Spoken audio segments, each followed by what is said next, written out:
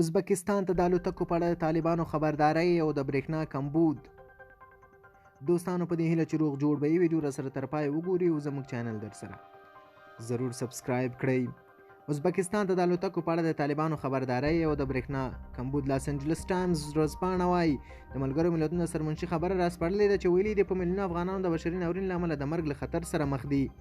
ورځپاڼه لیکي د افغانستان اقتصاد چې تر ډیره په نړیوالو مرستو ولاړ امریکایي او ناټو ځواکونو له وتلو وروسته د طالبانو له واکمنۍ راوروسته د یو مخ ماتېدو په درشل کې دی.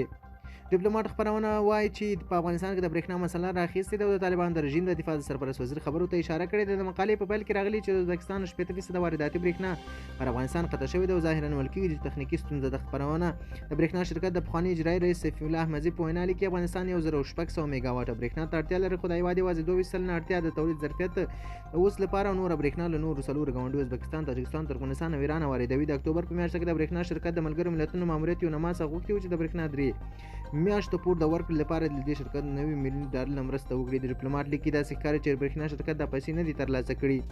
خبرونه وړاندې لیکي چې د افغانستان د ازبکستان برېښنا په صادراتو په داسې وخت کې کمبود راغلی چې د طالبانو د دفاع سرپرست وزیر مولوي محمد یعقوب ازبکستان ته خبرداری ورکړ. د تېره اونۍ ازبکستان او تاجکستان ته خبرداری ورکړه چې د افغانستان د هوایي ځواک الوتکې دې بېرته افغانستان ته وسپاري.